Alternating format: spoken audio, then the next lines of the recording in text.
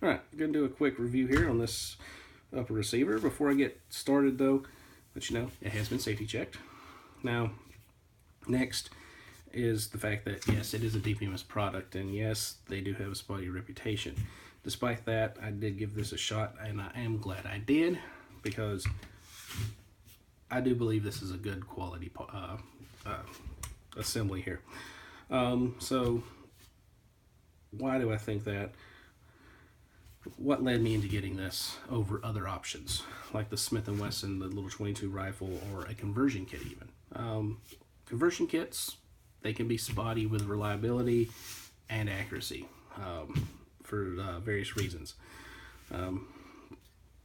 The Smith & Wesson, it's just too light. It doesn't feel like a real AR, and I wanted something to feel more realistic. And then other options, there are other dedicated 22 uppers, but the CMMG was much more expensive, and the others that I've seen, just the quality didn't seem very good, so I just tried to just avoided them. This, when it came up on sale for just about $300, a little over $300, down from typical prices of $350 to $375, I decided to go ahead and give it a try. During the research before I bought it, learned that what DPMS did is they designed this thing from the ground up to be a 22. They didn't take a blank upper receiver that had already been manufactured and then just try to force 22 guts inside. They designed a completely different bolt and setup for it, and then they took a blank upper receiver forging that they got from an actual forging house, and then milled it out for their uses and their needs. So this actually has a forging mark on it right here from a company, Brass Aluminum Forging, Brass Aluminum Manufacturing, something like that. It's a common mark I've seen on many different upper receivers from other AR manufacturers. So from the ground up, they designed this thing to be a 22, and I feel that anytime you do something like that, rather than trying to make something else work the way you want it, I think you end up with better results. So let's break into the insides of it. When I first got this thing and I pulled it out of the box, I was extremely impressed with the build quality. All the parts fit together nicely, and there's no machine marks, nice even finishes on all the parts as well. So I was very happy with it just from my initial impressions. And then digging into it, the bolt is very nicely done. So you can see, it looks very familiar to a Ruger 1022 bolt. From what I've read, they basically used the 1022 bolt as the inspiration when they designed this one. If that is indeed the case, I think they did they chose wisely, because the 1022 is well known to be very reliable with many different brands and of 22 of all different kinds of quality, from the expensive Target match grade down to the cheapest junk bulk. So if you're starting off with a good design as a basis, usually you can end up with a good final product. Now, as you can see, the milling and everything on this thing is done very well, very nice smooth lines. It looks like it's a melanite finish, so that's going to be a nice tough finish, long lasting, or it's actually a treatment, not a finish. And it also has lower friction, so wear will be severely reduced a large amount just from that. And onto something like the charging handle. The charging handle is proprietary. It is shorter than a standard charging handle. The milling down the slot right here is shallow and narrower, so there's less material removed. So some people, they like to have aftermarket charging handles because they're afraid they will break the standard charging handle. I've never had an issue with that. Some people say they have. Whether or not it's an overblown fear, I can't tell you, but a lot of people do like changing them. for that reason. Now, if you're one of those people, do not worry about this charging handle. Because of the fact that it's shorter with very little material removed, it is very stiff. There's no flex. You're not going to break this thing easily. You'd really have to hulk out on this thing to cause a problem. So don't worry, you do not need to replace it just for strength reasons.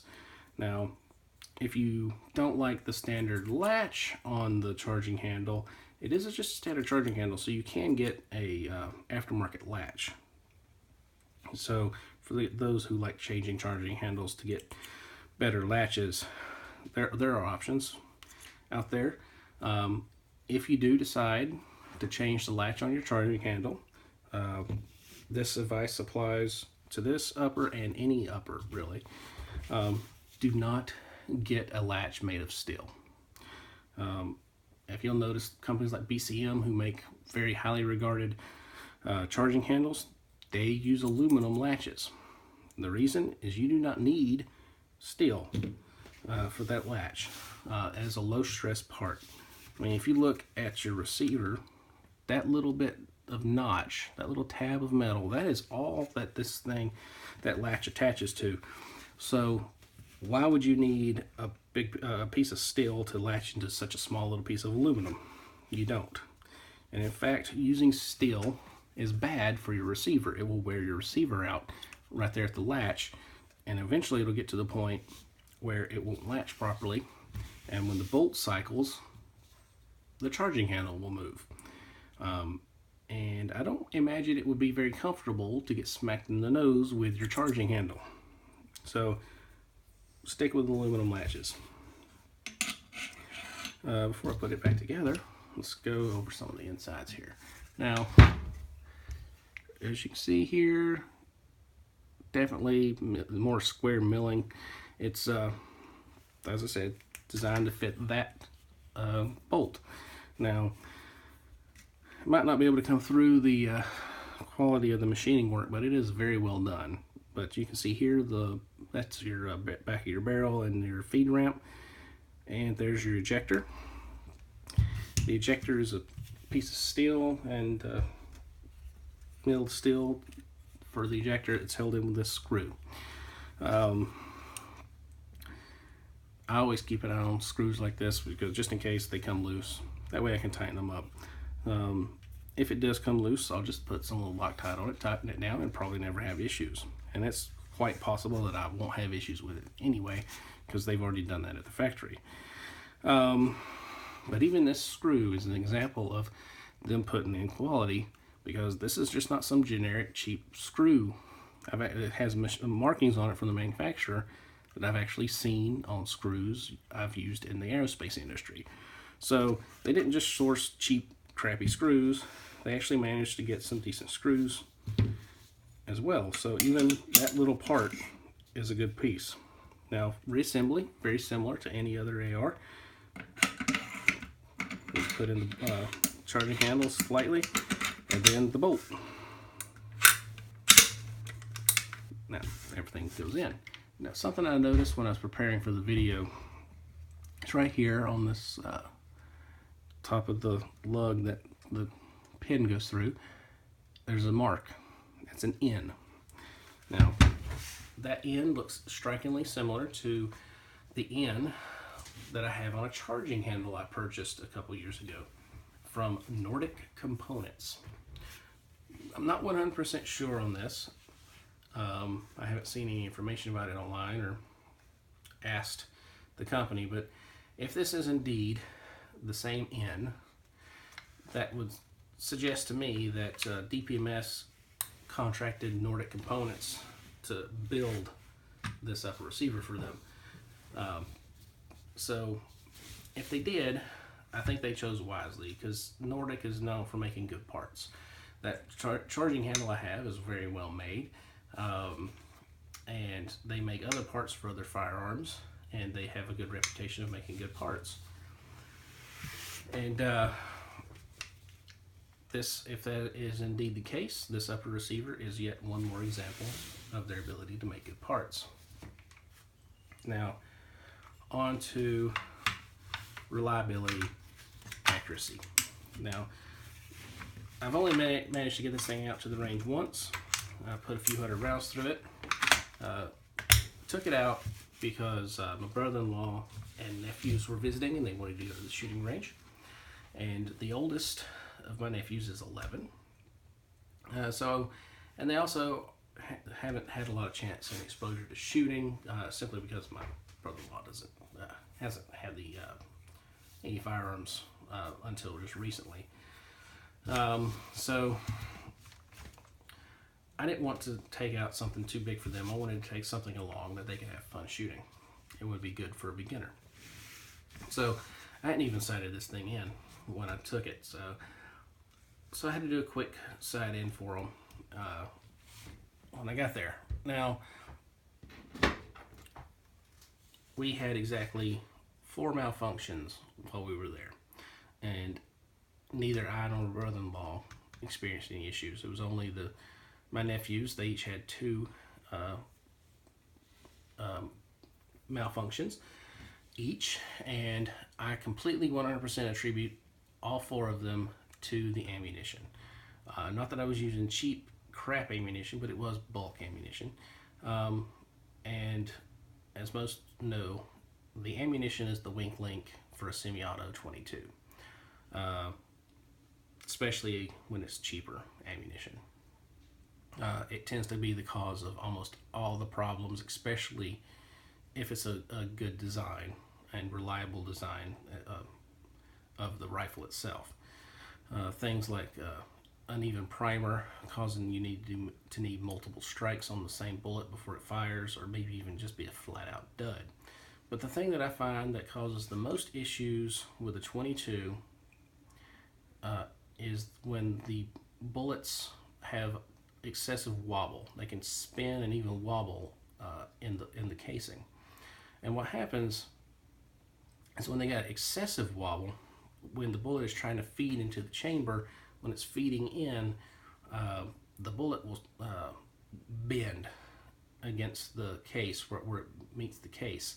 So you get a crooked bullet with the bend in it, and it can no longer chamber properly into the chamber, and that causes a malfunction. And we had 4 of those malfunctions. So, like I said, I think that is 100% the fault of the ammunition and not the rifle.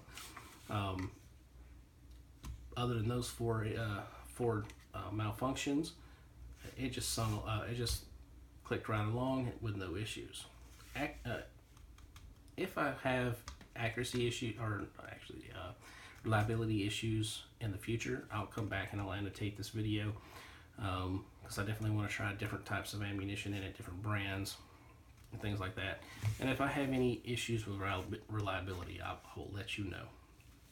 As far as accuracy, as I said, I only did a quick sight in for them, and then I did a little bit of quick shooting at the tail end of the range trip. So I really didn't do any accuracy testing. It was just some informal offhand shooting at 25 yards. Despite that, I was holding groups of a couple inches without really trying. So it makes me suspect this thing has got decent accuracy. If I get a chance, I'm going to bench it and see if I can actually see what kind of accuracy it can actually get. I may even run some pretty good quality 22. I got some really good match grade stuff. I can run through it and see how good it does. But even though I've just did limited testing, I'm confident this thing is plenty accurate enough to be fun and just a good round plinker at 25 yards and so in. So overall, between the build quality being as high as it is, the reliability being excellent, and my initial accuracy results being good, I'm extremely happy with this thing. And the total cost of this rifle, like I said, I got the upper for just over $300. The lower I sourced from a local company that actually makes them here local. I just wanted to give them some support, and I knew that if I did have a few minor issues, that putting on this 22, I didn't have to worry about it too hard. And then just got myself a basic parts kit to build it, and that cost about $450 total, because the upper did come with this the cheap plastic cards. So I did buy the Magpul foregrip and pistol grip to replace the generic stuff, and I had the Mo stock and the M-Bus sight already on hand. So that was an extra $50 between these two pieces. So about $500 is what it ended up costing me, and it'd be less if you didn't change to fancier stock options. And I really do think I got a very good product for this money I put into it. It's very close to the price of the Smith & Wesson, because they usually run about $400 to $450. The CMG upper receiver costs about $500 to $550 just for the upper receiver. So overall, I think value-wise, this product is excellent. So definitely look into it if you're in the market for a 22 AR. I don't think you'll be disappointed if you take this route.